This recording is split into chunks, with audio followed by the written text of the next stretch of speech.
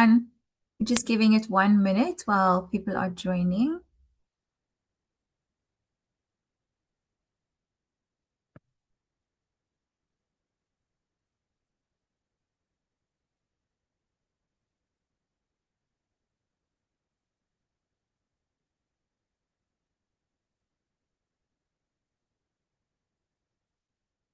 Okay, while people are joining the session, I think we can get started so that we can maximize our time today. Um, just give me 1 second.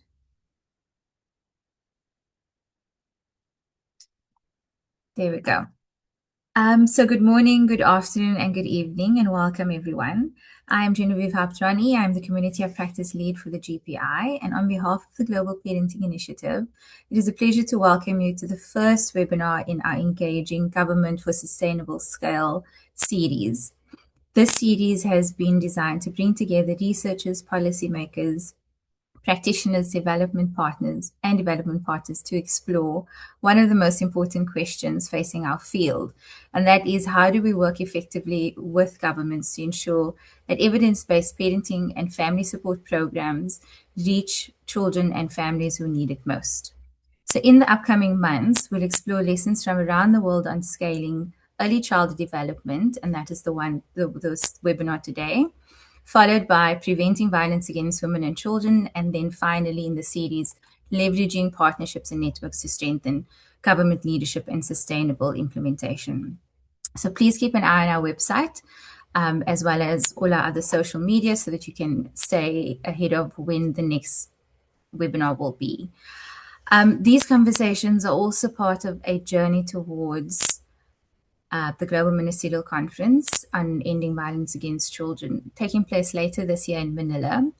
And we hope that this webinar series will help build momentum ahead of the conference by sharing practical experiences, fostering collaborations, and highlighting approaches that can support government-led action at scale. So thank you for joining us today. And we look forward to an engaging discussion and learning from our excellent speakers, and also hearing perspectives throughout the session. So before I hand over to Professor Jamie Lachman to open the session, there's just a few points that I'd like to highlight. This session is being recorded, and there we go. And we will have some time for Q&A at the end. But also there is a Q&A box at the bottom of your screen that you can use just to pop in some questions. And if that isn't available to you, please use the chat, and we'll keep an eye on the chat as well, to come back to any questions at the end. It is a panel discussion today, but I'll hand over now to Jamie just to open us up before Jamie hands over to the moderator of the session. Thank you. Thanks so much, Jen. I'm delighted to be able to open up this session as the first of that series of webinars that we will be doing on the road to the Global Ministerial Conference to End Violence Against Children in Manila this November. And we're so delighted that you could join us today from all across so many different countries, sectors, disciplines. Thank you so much for making the time to being here and for the work that you do daily to improve the lives of children and their families. Today's topic is both timely and I would say critically important. Over the past 2 decades and even beyond, we've built a very strong evidence base showing that parenting and early childhood development programs can reduce violence against children, improve child development and mental health, strengthen child care and caregiver relationships, and also importantly, support caregivers' own mental health and well-being. And I think that the challenge that is before us, and we'll hear from our speakers in the panel, is not simply no longer simply what works, but really it is how do we make what works available to every family who could benefit from those resources and interventions. And this means that we need to move beyond successful pilots and randomized controlled trials towards more sustainable delivery, often through government systems where they can reach the scale that is needed to address the challenges ahead of us. It means embedding evidence-based early childhood programs within health, education, and social protection services, ensuring that they are financed, staffed, owned, and continuously improved by those who are delivering them with the involvement of parents themselves. And it also means maintaining that quality while expanding reach, one of the greatest implementation challenges that we face. These questions have become much more urgent, even as countries are preparing for the ministerial conference in Manila. Around the world, governments are making ambitious commitments to preventing violence against children and supporting nurturing care. And achieving those commitments will require not only the political will that will be demonstrated, hopefully, in Manila, but also practical strategies for taking effective interventions to scale that work and are affordable. That is precisely why we're having this webinar today. We are fortunate to be joined by an outstanding panel of speakers who bring complementary perspectives from implementation, research, philanthropy, and long-term partnerships with governments. Moderated by Dr. Isang Awad, the Global Parenting Initiative Head of Advocacy, they will share practical lessons from scaling parenting and early childhood development programs through public systems, including what has worked, what hasn't, the challenges we've encountered, and what they wish they had known before they had started. So I'd like to encourage everyone, just as Jen had said at the beginning, to make this an interactive session. Use that chat, use the Q&A box. We will leave plenty of time for discussion at the end, and we hope that this is just the beginning of an ongoing conversation that continues through Manila and beyond. So thank you again for joining us, and it's my greatest pleasure to now hand it over to Song. Thank you, Jamie, and good day, everyone. Thank you so much for being here today.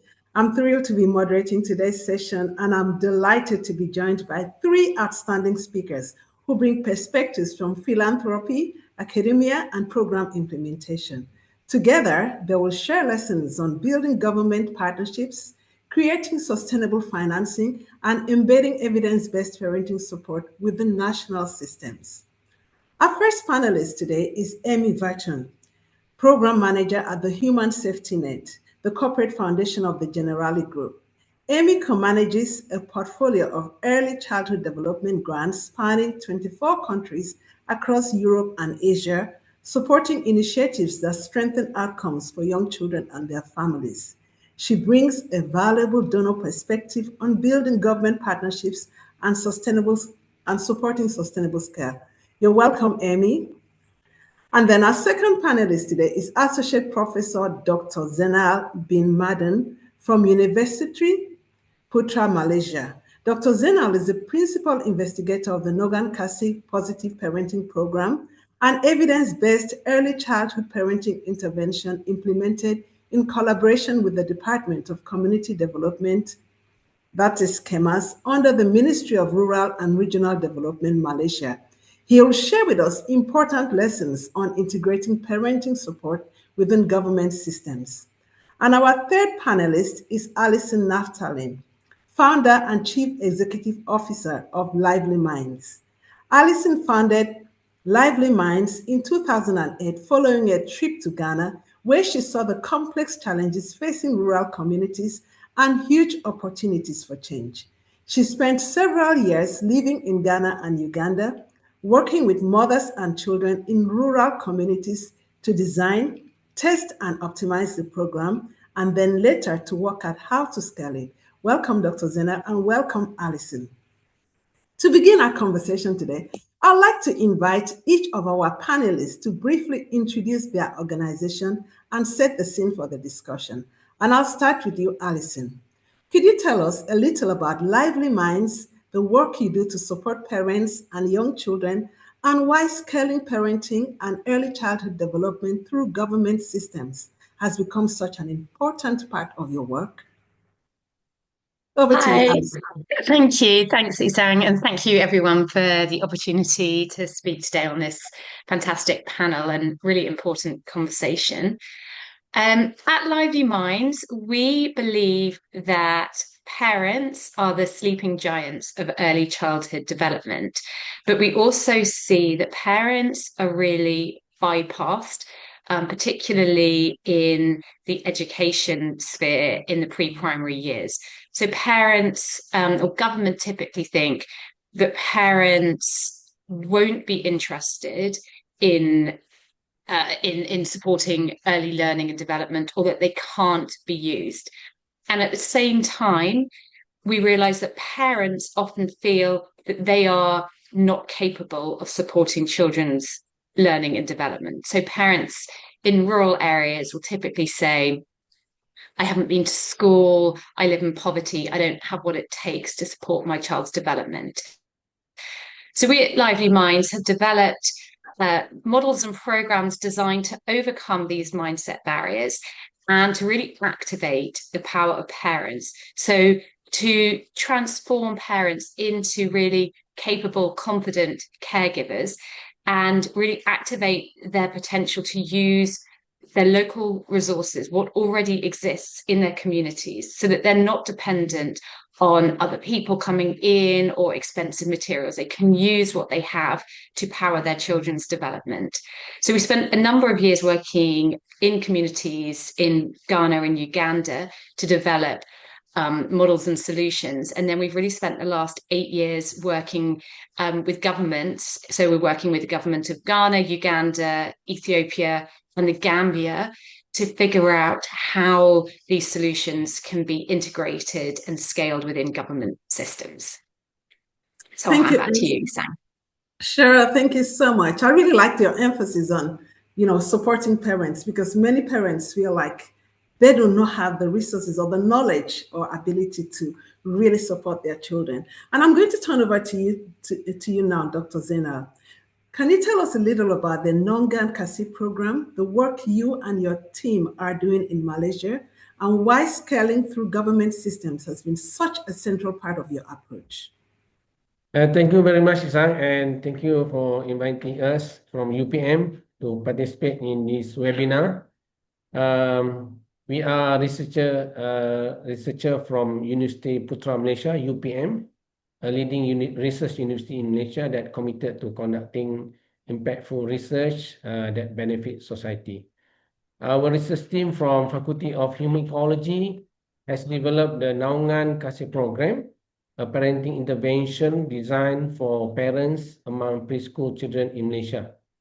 The founder and the past principal investigator was Prof. Naya, and now I'm taking over as a PI.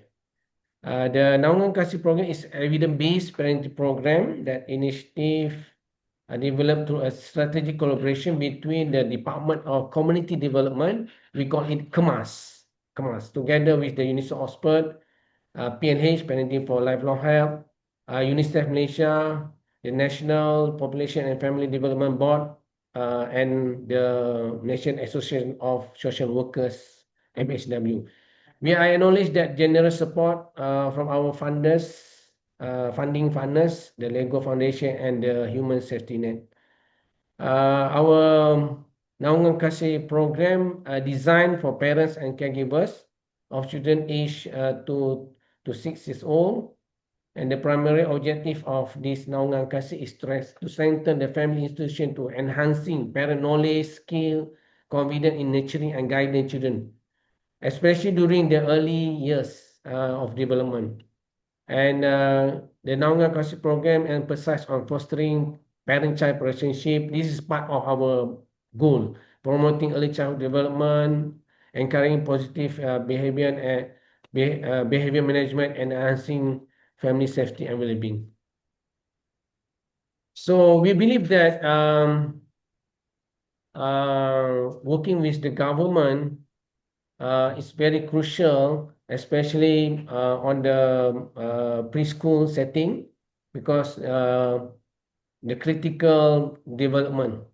So we are working with our agency, KEMAS, that Department of Community Development. We have a national community-based agency that operate around 10,000 preschool across Malaysia, including rural and remote areas. Then KEMAS has strong institution capacity into our infrastructure. So I will elaborate more on after this.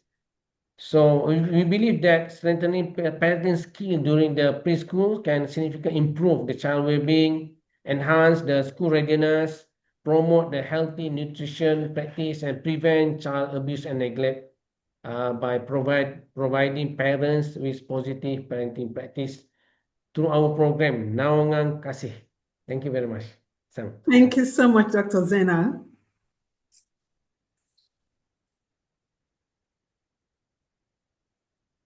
Thank you so much, Dr. Zena. Sorry, for a minute, it looked like I had a blank screen. Okay, and finally, Amy, From the human safety nets perspective, could you tell us about your organization, the work you do to support parents and young children across different countries, and why supporting governments to scale effective parenting and ECD programs is such an important priority? Absolutely. Thanks, Hussein. And hi, everyone. It's a pleasure to be here. I hope I'm not frozen. I look frozen, but I hope I'm not. No, you're good. Wonderful. The Human Safety Net, as Hussein said, is the corporate foundation of the Generali Group, which is a multinational insurance and asset management company. But the mission of the foundation is to really unlock the potential of people living in vulnerable circumstances so they can transform the lives of their families and communities. And we do that through two primary grant-making programs. One is our For Families program, which is our early childhood development grant-making program that I'll talk about today. And we also have our For Refugees program, which is focused on economic inclusion of refugees and migrants through entrepreneurship and employment programs, primarily in Europe. So For Families, our early childhood work, is a huge part of what we do at the Human Safety Net. For the past 7 going on to 8 years, the Human Safety Net has focused on parenting programs. We've really implemented a lot of non-formal programs, working through family centers, through home visiting programs in 24 countries around the world, mostly in Europe and Asia. So it's really a super essential part of our work. And scaling through government systems has increasingly become part of our focus at the Human Safety Net because our primary goal is to reach as many families as possible. And so moving towards scale is a huge part of reaching more and more people. We would love to be, for as many people as possible, to be impacted by programming that supports them, whether that's parenting workshops, peer-to-peer groups, or early childhood education. And so partnering with governments, but also other key stakeholders, we've started really to see that these scaling partnerships move the needle big time on reaching more and more people, but they're not without challenges. So I'm really excited to get into this topic today with you all. Thank you, Emmy, and thank you, everyone. We've already had several common themes emerging, from the importance of partnership and government ownership to sustainability, financing, and the power of evidence. And we're now going to explore those ideas in a little more depth. And this time I'm starting with you, Emmy. The Human Safety Net has supported parenting and family interventions across diverse contexts. From your perspective, what distinguishes programs that successfully achieve government ownership and scale from those that remain pilot projects? Yeah, I think I could talk for an hour just about this question alone, but I'll try to make just a couple of key points for us to think on. I think the first thing is focusing on resilient relationships. So good relationship building allows for reduced shocks during government turnover. We know that government is going to change on an annual or a multi-annual basis. There's always going to be new people. And so focusing on how do you build those relationships, not just with one person within your team and from the nonprofit side, but across the team with different government stakeholders, is going to make the partner more resilient over time. So that's definitely something that we look at. A second thing when we work with our nonprofit partners is to talk to them a little bit about their internal culture when it comes to onboarding and training, because relationship building is done, as I said, across a team and not one person. So as we've started to see our partners scale, we've started to ask them a little bit more about how they're bringing on new staff, when they bring on new key stakeholders, what are you doing in terms of training and getting them into your culture, because they're going to ultimately be the representatives long term. And just having local knowledge doesn't compensate alone for strong organizational structures. So even if you're hiring local people who understand the culture deeply, also being really clear on your mission and having that strong training and onboarding for some of these really big scaling programs, we've seen it make the difference. I think the third thing that's interrelated with that has to do with strong data monitoring and evidence. So surely you need some kind of evaluation to back up what you're doing. And that helps you to make a good case for why you want to work in this area. But something we've been focusing on a little bit more is to ask our partners about what metrics are they really checking internally to know when something starts to go wrong or when something is failing. The evaluation can get you in the door and tell you when the programming is possibly going to work, but if you don't have ongoing monitoring and metrics, you're not going to know which pieces start to come off when the train starts to come off the tracks, so to speak, as you start to make it bigger and bigger. So that ends up being vital. And then the last thing is understanding implicitly your value add to the public system, because different stakeholders across different parts of government, whether it's local or regional, maybe different things are going to appeal to them. So if you don't know what problem you're solving, you're going to face roadblocks. So having a good handle on your value add, your narrative, whether it's violence prevention in one area or child protection or cost savings, those types of pieces of information can help you target your message towards the right stakeholder. And deploying all of those strategies combined, we've seen partners have big success in moving a program from a couple of districts to many districts or multiple states. So we'll leave it there for now. Fantastic points. Thank you so much, Amy. So these are such great points: good relationships, internal culture of the organization, strong data monitoring and evidence, and understanding your value add. My next question for you is, government partnership is key to taking parenting programs to scale. How can funders help organizations build strong relationships with government and support the journey from a successful program to wider adoption within public systems? Yeah, for sure. I think that funders, there's a lot that they can do to support this. And at the Human Safety Net, we prioritize a trust-based, semi-flexible style to grant making, and it really does work. So we're very clear with our partners about the clear metrics that we care about. As I said, we're focused on reaching as many people as we can. So by focusing clearly on that result and not so much on the interim, we don't get caught up in the wheels of whether a partner has delivered X number of trainings for X dollar line budget, but rather the trainings that you did do, were they more or less what you planned? Were they more or less effective? Are they moving you towards the goal that you have? And does the partner understand the value that those trainings played and what the risks are? Being able to focus on those types of data and information more from a conversation style rather from a strict reporting and monitoring system to the donor has made a huge difference with our partner relationships, I would say, as compared to what our partners are used to.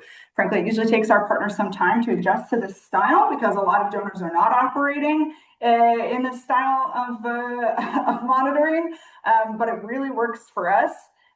Because it allows us the time to have conversations and to prioritize those conversations. And I'll say additionally, we have the privilege of a team that has experience in the sector. So I come from a background in early childhood development work. So do my other colleagues or in refugee work. And so we have the benefit of knowledge and experience. And so we can be more of a sparring partner or a peer in those conversations with our grantees to try and work through these challenges with them. Also with the breadth of knowledge about our portfolio, because we're operating in a lot of places. So there are pros and cons to our approach, but it does provide these pros to us that we see a number of different projects, and we're therefore able to share those experiences, to connect partners with each other, and to focus a little bit more on one central goal rather than a lot of interim steps. And that has allowed us to see partners be more flexible and more adaptable, which is vital when you're working with government, because most of the time in these scaling programs, at some point, someone has approached me and said, this didn't turn out how we planned, but we'd like to make this adjustment. And I have the flexibility to say, definitely, as long as we're still moving towards reaching, the people that we planned. So I think that's the way that works for us. And we know it's something we'd love to see other philanthropies more to move towards as well. Thank you, Amy, and thank you for sharing those great perspectives. And my last question for you is, looking ahead, what gives you optimism about the future of scaling parenting and ECD through government systems? If you could leave our audience with one piece of advice, what would it be? Yeah, I think what gives me optimism is that government officials in general want to work on this topic because it's a winner. Supporting young children and parents does appeal to everyone, but you have to adapt your argument across the political spectrum and the times. But there is, in my experience, always an entry point, because caring about young children is something that everyone wants to get behind in principle, in concept. So I'm optimistic that if we're starting from that point, we can get people there if we're prepared to adjust.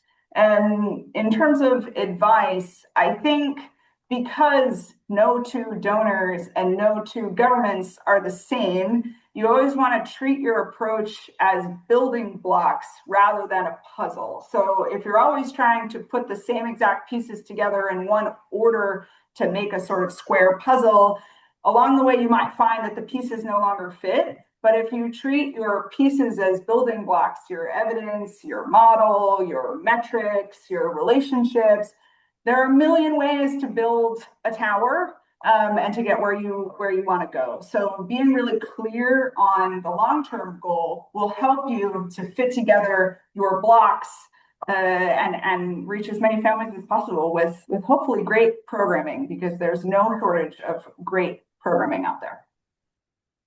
Amazing. Thank you, Emmy. And I totally agree with you that supporting parents and families is a winner.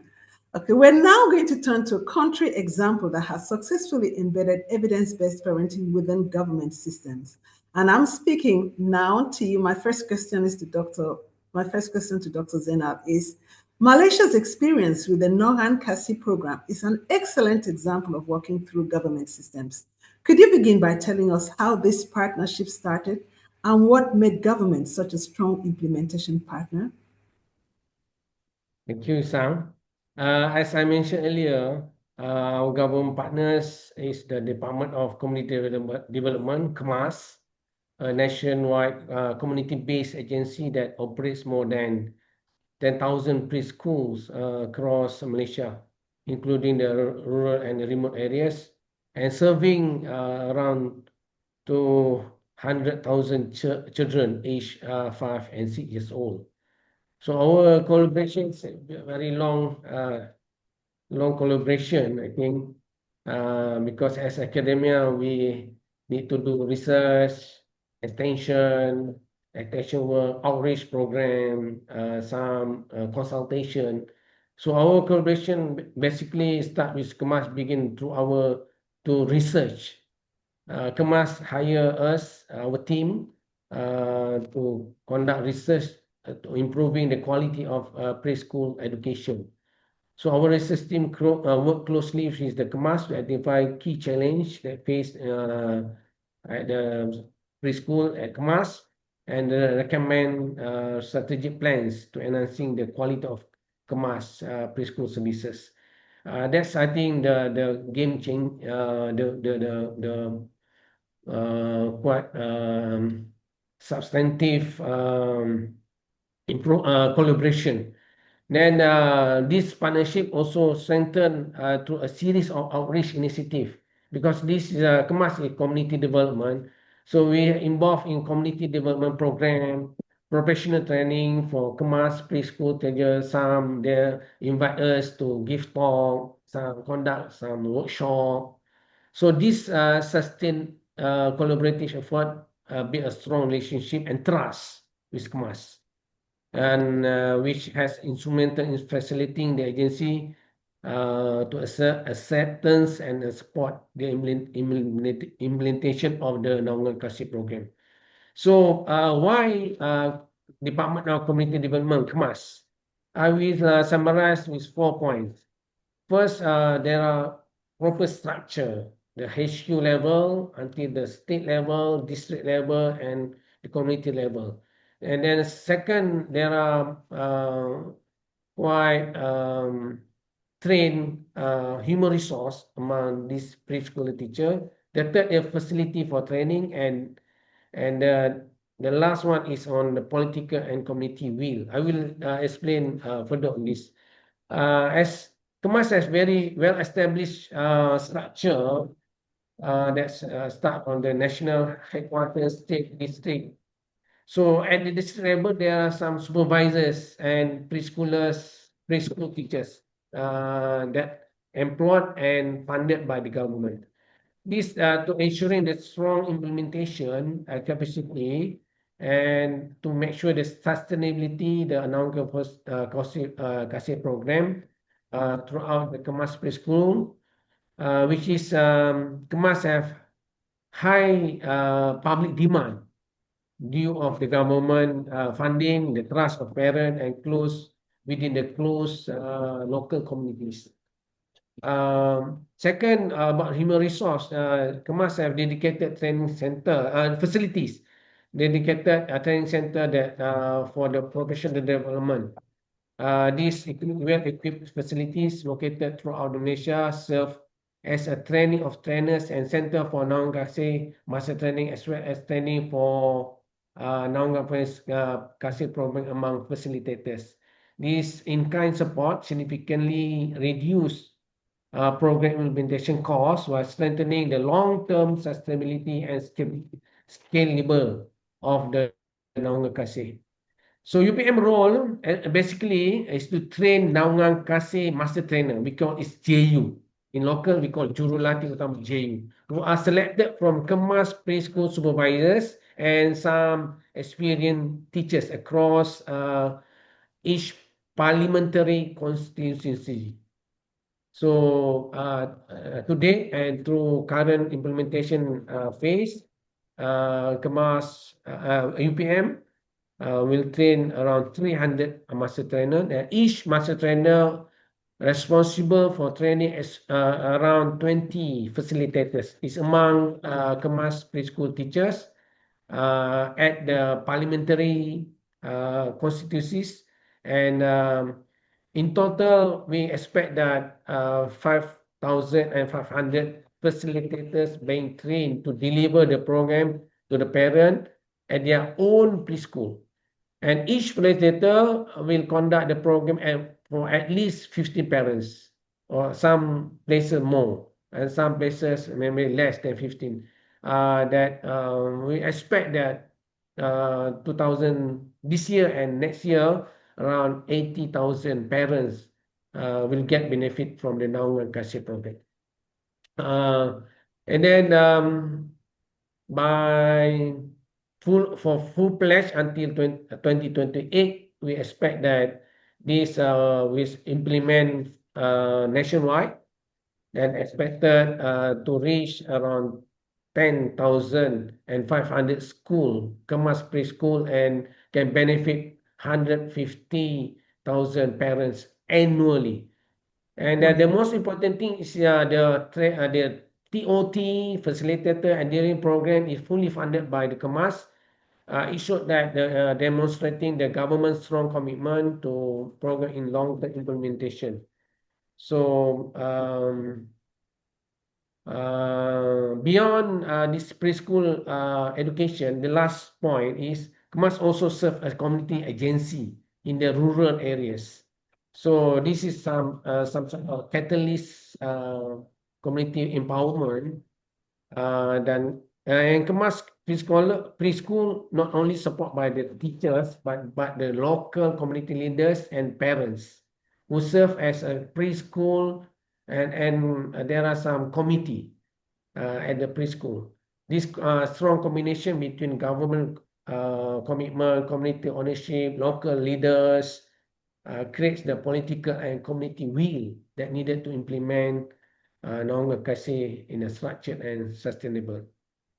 All right, I think that's the very brief about Naungan Kasih in joining with Kemas. Thank you, Dr. Zainab. It's really fascinating to hear how that partnership evolved. And I particularly appreciated your reflections on building trust, shared ownership, and even the community will, which seem to have laid the foundation for everything that followed. Moving from a successful program to government-led delivery at national scale requires important decisions and partnerships. I'd like you to share with us what were the key milestones, partnerships, and enabling factors. I know you've touched on some of these while responding to the previous question, but maybe speak a little bit more about that. What really helped move Norgan Kasi from implementation to wider delivery through government structures? Okay, as Amy mentioned, also there are some challenge working with the government.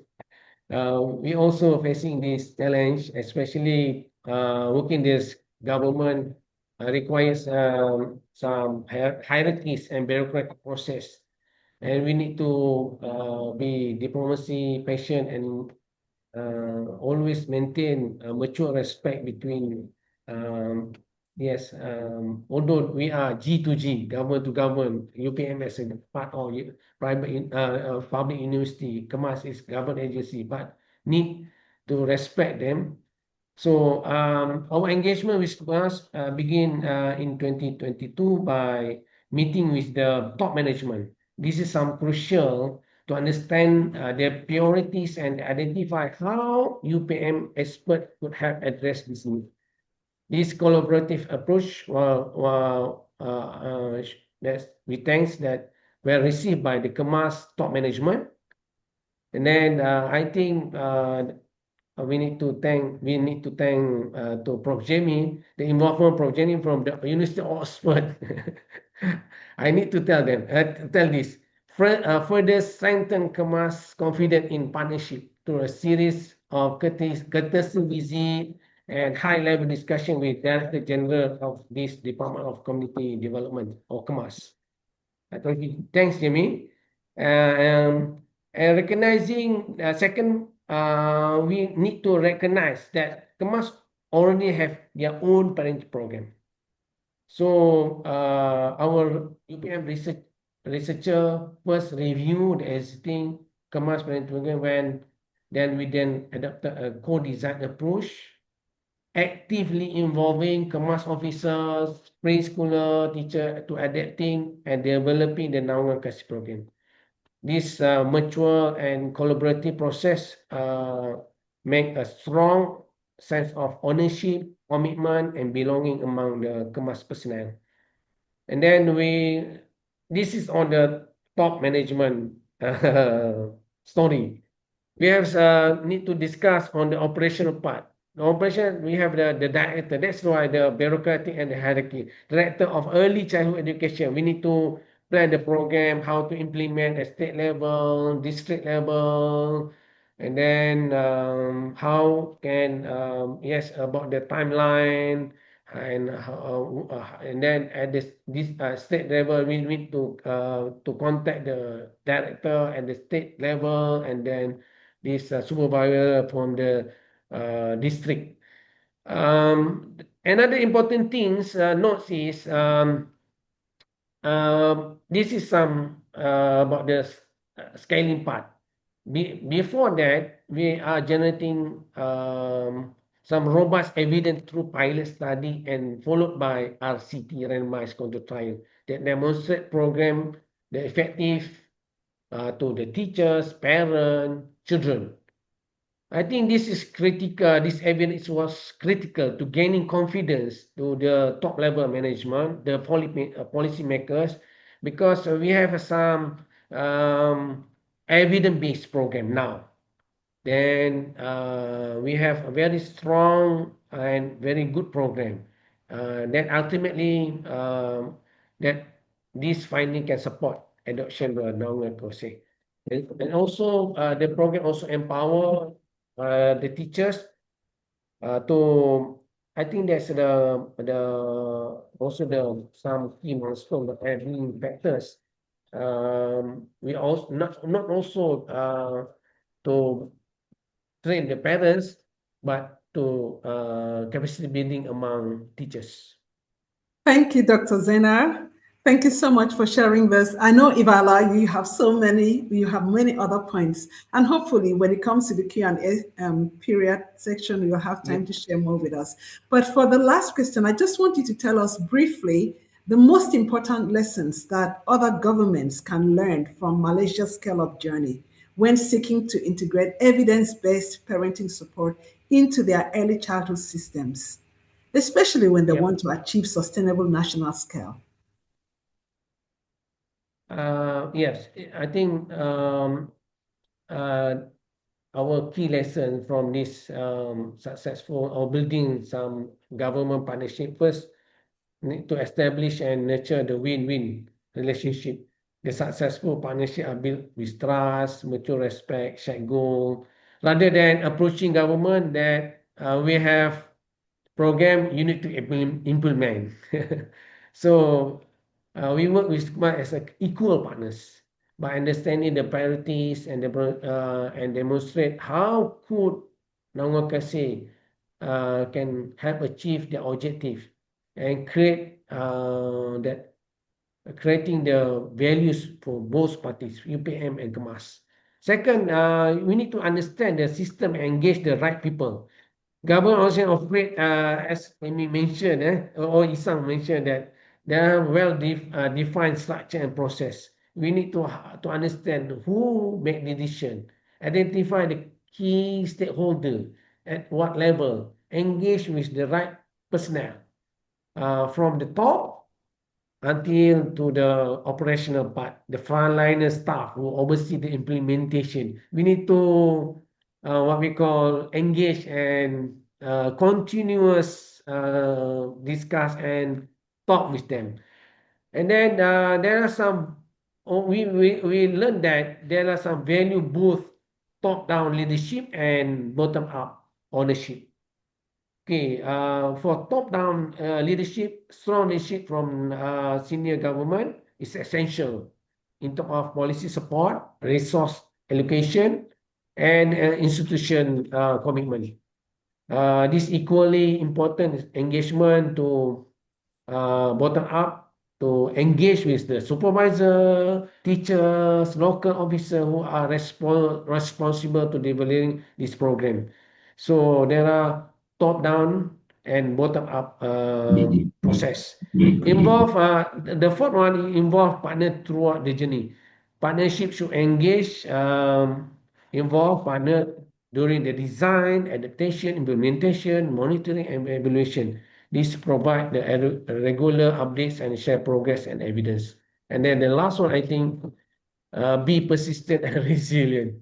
Very hard to build a relationship with government takes time. I think we have need to the politics, the administrative procedure, some priorities, organization change. During this Naunga process, we have three DGs, three DGs.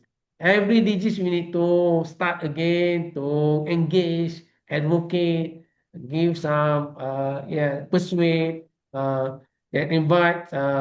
Yes, uh, never give up. Every hurdle provides an opportunity to strengthen the partnership and things that is improve the program.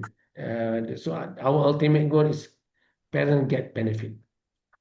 Thank Thank you you. so much. Those lessons are incredibly valuable. I particularly like your points. Understand their priority, understand the system, engage the right people, top-down leadership, bottom-up ownership, involve key stakeholders right from the time you're designing, and then be persistent and resilient. Like you say, never give up. Thank you.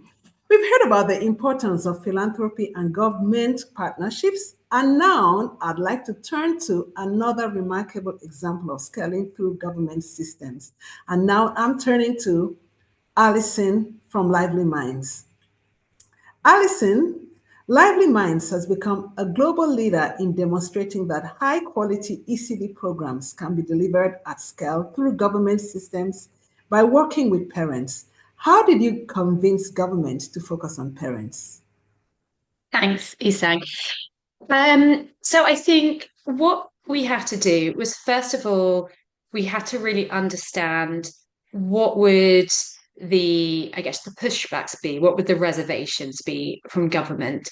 And there were a lot. We specialize in working with rural parents who are typically haven't been to school. Something like 93% of parents in our program haven't attended any school, can't read or write. And so typically government would say, these parents are too busy or they don't value education, they won't do it, they can't do it.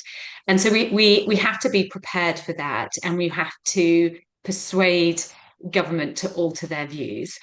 And for us, what we've learned is really the best way to do that is to show government that parents can and they will, and seeing genuinely is believing. And so telling or doing a presentation isn't gonna do it. So we have to bring government to see parents in action so that they can actually see it for themselves, so they can interact, they can ask questions, and then they start to get interested, and then they see the potential. So for us, we've really learned that we have to invest in showing the true potential to government, and that's been really important. And then once they see that, then you can build on that, and then then they can start to see the wider benefits. So not just the benefits of what that could mean for child development of the parents, but they can also actually start to see some of the political capital in sort of working with parents. And so I think you just have to really understand what the levers are for changing government's view. Thank you, Alison. My next question is, the global funding landscape is becoming increasingly constrained, with many development programs facing significant cuts. In this context, how can governments and their partners build financially sustainable ECD programs that are less dependent on external funding?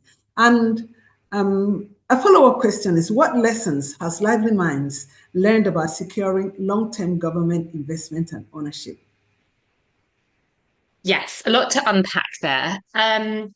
So we started out in our sort of work with government as we, Lively Minds, had developed a model and a program as an NGO, and we'd really finessed it and worked out how to get it to work. And then our focus was getting government to adopt and integrate that model. And we've done that successfully in Ghana. And indeed, the Ghana Education Service did adopt our model, and they have scaled it to over 3,500 schools and communities. So we are really proud of that, except for the fact that we were lucky enough at the time to have funding, and we had actually quite a lot of funding from USAID and other development partners. And I think we've come to the realization that that's quite difficult to replicate. And as we're working in new countries, and you're right, the funding landscape has significantly changed. I think the onus is on us and on governments to think more creatively. So rather than thinking about adopting models and sort of taking an optimal model, I think we need to think differently. So our thinking on this really is the starting point has to be, especially in low income and low middle income countries, leverage what already exists. So often governments and communities will want more resources, materials, infrastructure, but that costs money and it takes time. Yes, it's an important long-term goal, but actually there are a lot of low-hanging fruits that really do make a big difference. So we would say, let's start with what already exists. So for us, that's parents. Parents are everywhere. Parents, as everyone said, are a child's they have the most vested interest in the child. They're the child's first and most important teacher.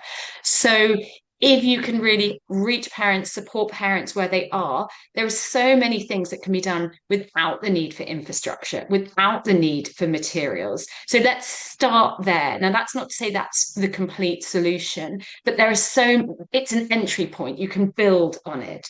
Similarly, a lot of governments already have pre-primary systems or healthcare systems.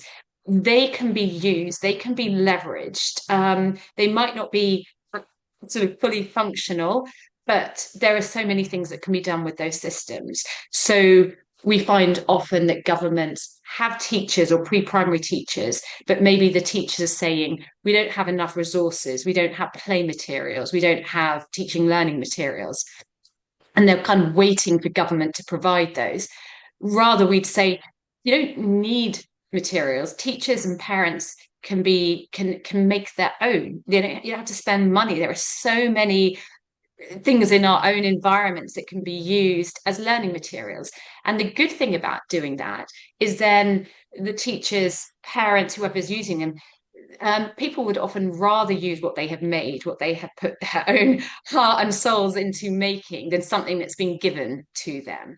And so I think for us, leveraging what already exists is it is in our way the way to meet the moment and the cash constraints, but also actually is really important for ownership and for sustainability. Thank you so much, Alison. That point about leveraging what already exists is particularly timely given the current global funding landscape. I think that's so important, and I'm sure that a lot of people listening, especially implementers and even governments, will find that very useful. Okay, my last question for you is: if you were advising a government that wants to take an ECD program from pilot to national scale, what are the three most important things that they should prioritize from the outset? Yeah, and I think our answer has changed a lot again from our experience of what worked in Ghana and what would we probably do differently, particularly as we are looking at starting afresh in new countries. And so I think our first lesson is, as I said, in Ghana, we had our own sort of crafted model that we then worked to integrate into government systems.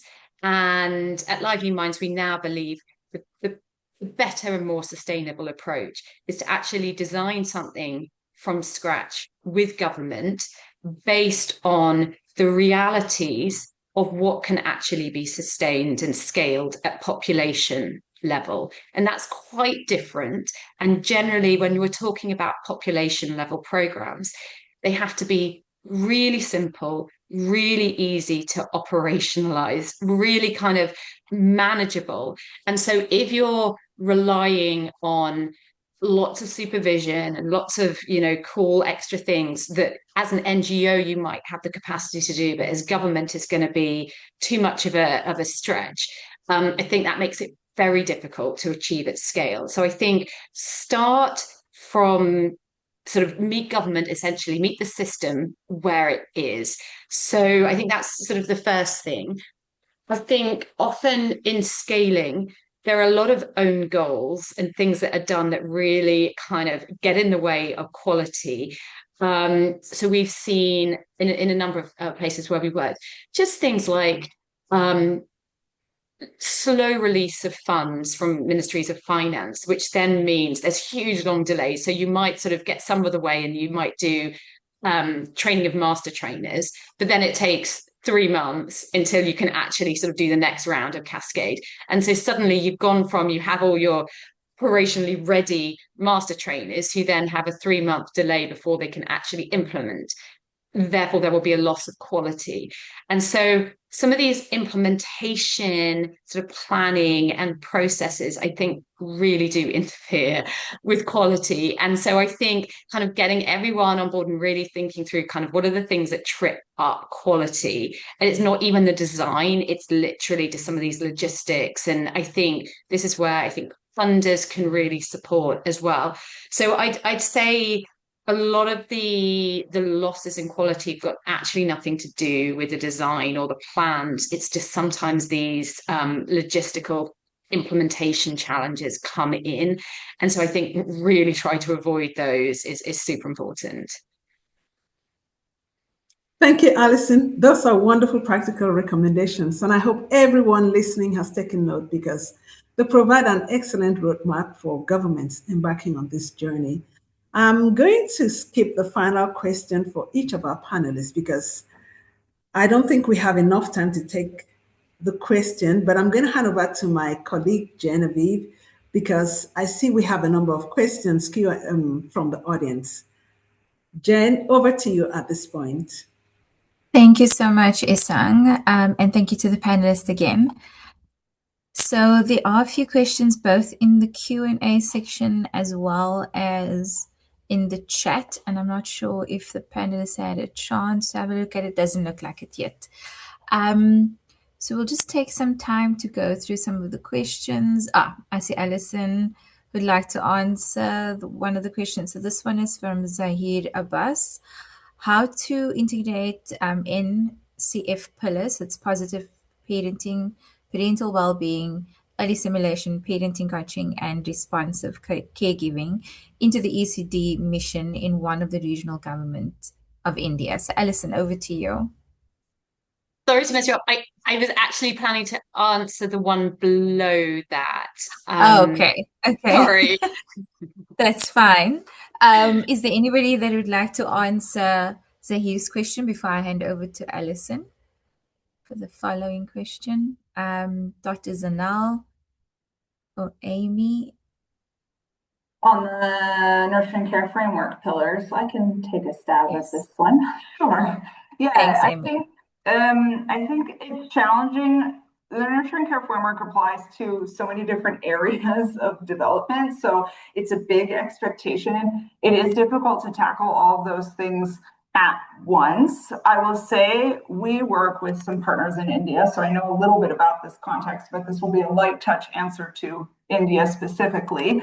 But India does a great job of providing comprehensive services through Anganwadis. So most of the programs we've seen be successful have started with the Anganwadis. This is the starting point, the central center in the community where people are already going for most of their early childhood development services, and thinking about how to strengthen that service. Now, that's leading to the secondary problem that now there's lots of nonprofit partners trying to work all at the same time with one central ECD service, and it can be a little bit overwhelming for the Anganwadis, and it's creating maybe a coordination issue.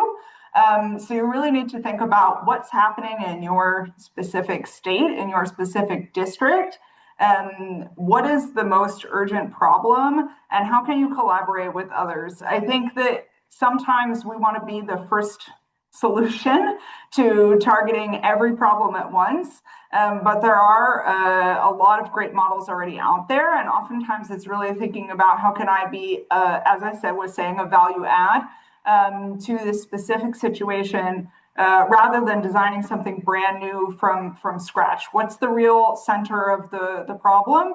And how can I be a part of solving that? And thinking from the perspective, in this case, of the person who actually has to deliver the program. Because the program is going to fail at scale if you're adding work on top of these existing facilitators. And we see that happening in a lot of other contexts. And I know Alison was mentioning as well the challenges around facilitators. Thank you so much, Amy, for that. Alison, over to you. Parents from, so this is an anonymous attendee, and the question was around parents from low socioeconomic group may be occupied with daily works to meet family needs, how to encourage participation in parenting activities, such as prioritizing income generation activities over those education activities. Yeah, I love this question, and we think a lot about this because clearly all parents everywhere, all over the world, are more and more time poor, lots of demands on time, and particularly parents with scarcity issues. They have huge demands on their time, on their attention, and they're highly burdened, and therefore it is difficult to it is difficult to make time for caring for our children. We all know this, and I'm sure all parents everywhere kind of all wish they had more time to spend with their children. For us at Lively Minds, I think again the key thing is you can make a start. You can start somewhere. You don't have to spend hours and hours a day. 10 minutes a day is something. There's a huge amount of benefit that can be derived if parents everywhere just spend 10 minutes quality time with their children, telling stories, singing songs, just having some kind of positive interaction. So I think the key is, and it's sort of, I guess the recurring theme is, who make a start, and then you can build on it. So 5 minutes a day, 10 minutes a day, that can become a habit. Most people can manage 10 minutes a day. You can build on it over time, but even if you can't, it will lead to positive change for the parents with the child. So I think small, achievable, sort of low-hanging fruits, grab those first, and then you can build it up. But don't, I guess, underestimate the power of the small things that can be done. Thank you so much, Alison. Dr. Zanal, I think this might be for you. From the Malaysian experience, how can governments, oh, sorry, it just jumped. How can governments be effectively engaged to ensure sustained allocation of resources of program continuation? So the person had said, for example, how does a program typically progress from a pilot to inclusion in ministry plans, budget proposals? So how does this all happen? How does it all take place? I think is the main thing that this, and it's Vita that had asked this question. Dr. Zanal? Yes, thank you very much for, I think, from Vita, the question from Vita. So,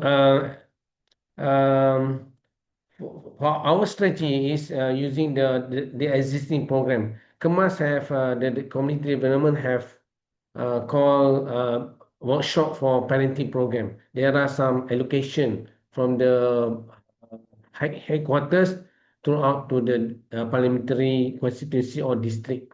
So in order to make program sustain, we are using to embed this workshop, the workshop for parenting. Then we embedded with the Naungan Kasih program.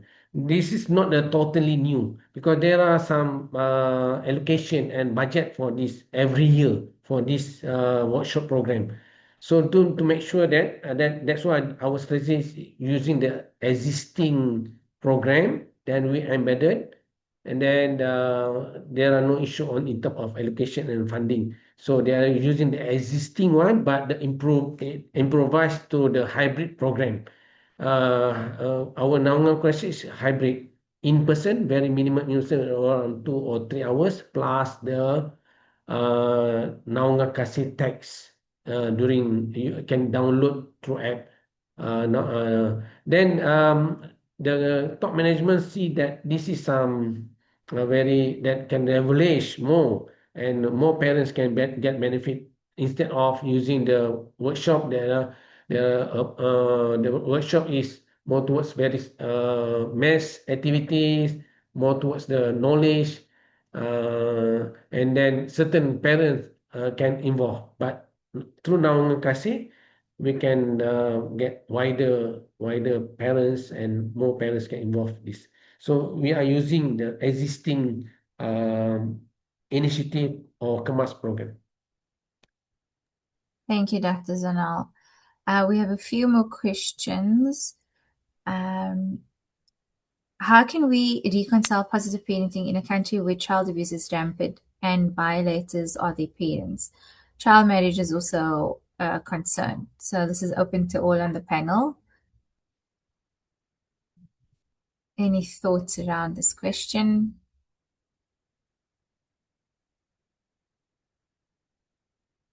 Don't have anybody has experience with this setting. If not, we could ask the panel just to pop any thoughts into the Q&A, and we can move on to, because we still have another little section that Isang will be presenting. So let's just have a look. This is from Kitalin, how do we move the private sector from funding isolated ECD projects to investing in stronger government systems at scale? Any thoughts? Yeah, I feel like I have to take this one, so I will. Yeah, this is a tricky question. I certainly think many people are trying to influence the private sector to think differently about how funding is done. So sharing information about why investing in larger scale programs is key is already happening. I mean, I see philanthropy thinking about how to function differently. So it's not so much a question that can be easily answered in this moment. But I do think the private sector is now trying to think about what are the ways, in the absence of some of the changes to multilateral and bilateral funders and the reduction in overall funding, what role do donors play in trying to support some of these larger scale programs? Are they working at the pilot level, or are they working more at the scaling level? And how are they supplementing government strategies? I think it's a tricky one because every donor is operating with their own strategy in place. But I do think people are reflecting on their situation in these trying times and really trying to understand, what is my role as part of this wider ecosystem to support early childhood development and the goals in the long term. I see a lot of discussion about that happening. Thank you so much, Jeremy. And then the final question in the Q&A, I might just ask the panelists just to pop a answer for this one, but I'll read it out loud. And this is from Angela Fulela. How do we ensure educators take early child development seriously? What steps should be taken to ensure sustainability of the program after funding has stopped? That's also quite an interesting question. I'm going to leave it to the panelists to answer that in the Q&A. Dr. Zanal, I see you've unmuted. Do you just want to add something? Sure. Sure. I think I can share this.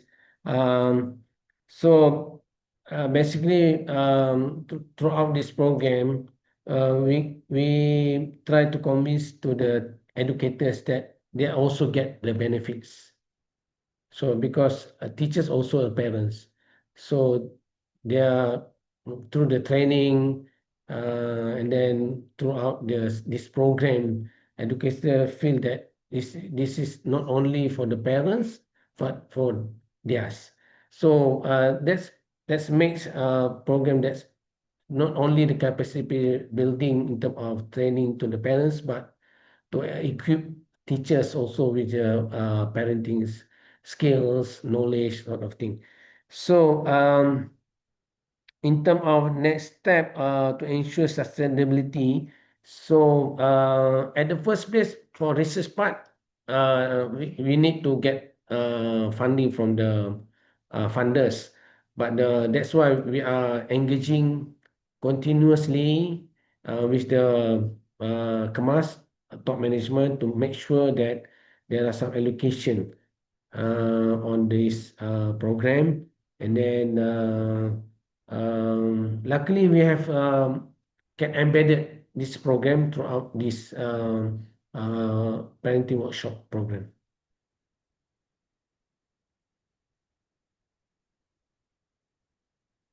Thank you so much, Dr. Zal. And thank you again to our panelists for sharing all your insights and all your contributions today.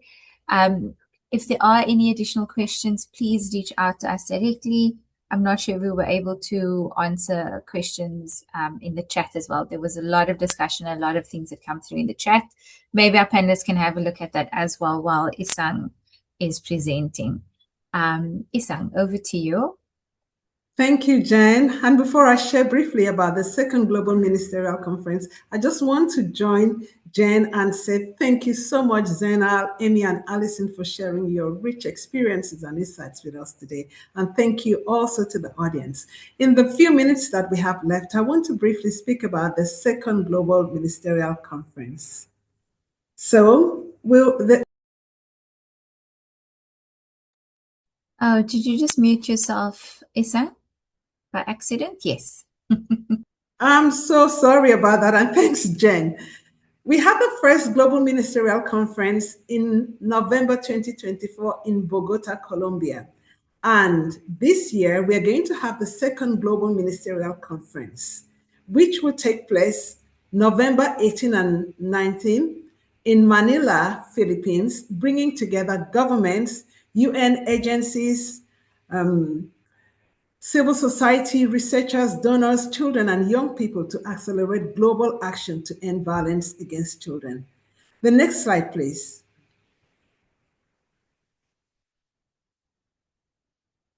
The next slide, please. Thank you, Jen. The second Global Ministerial Conference is hosted by the WHO and UNICEF, and is organized by the WHO and UNICEF and hosted by the government of Philippines. The next slide, please.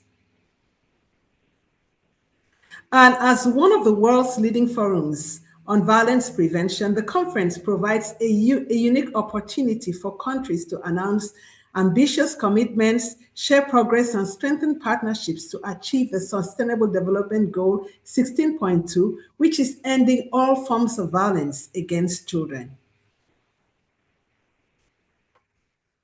Now, in this year's conference, no, the previous slide, please.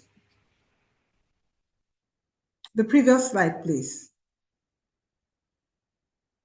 Apologies, it seems like it's stuck, Isang. Just give me 1 second. There we go. Sure, thank you. So prevention is built around 3 breakthrough areas, which are parent and caregiver support, safe and enabling schools, and child-friendly response services.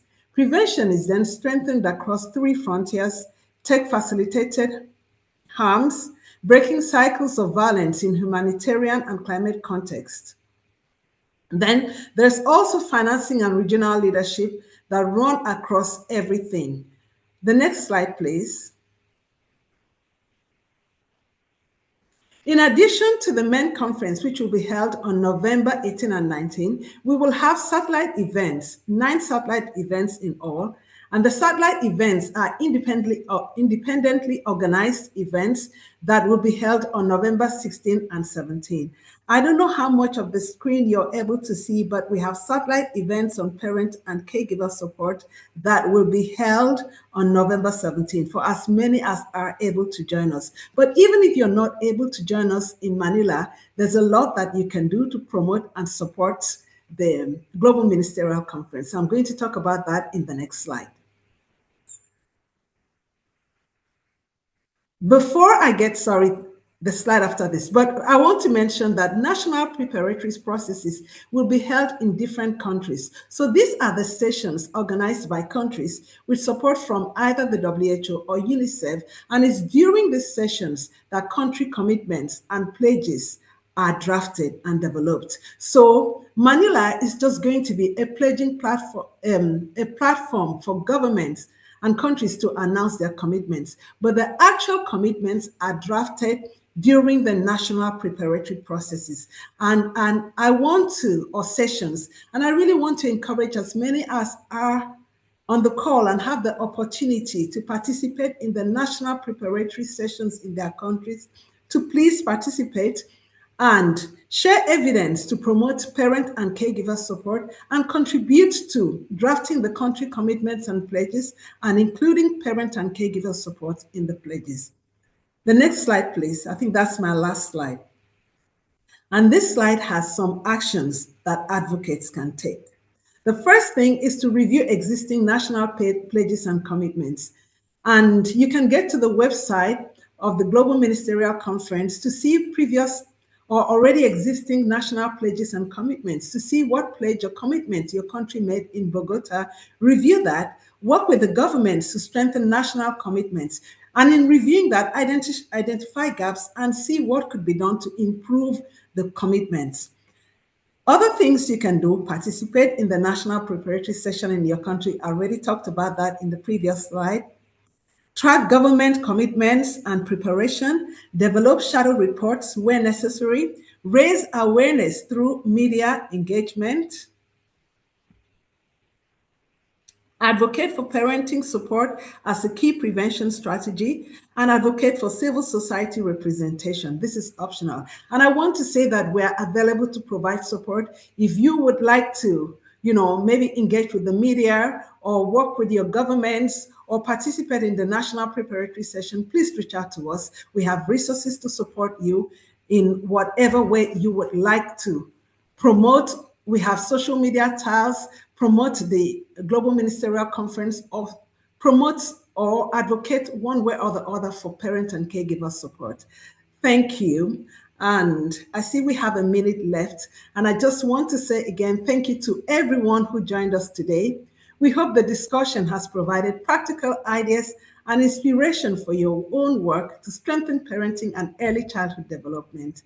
We look forward to welcoming you to the next webinar in this series. Like Jen said at the start, so this is our first webinar in this series, and we'll be having other webinars.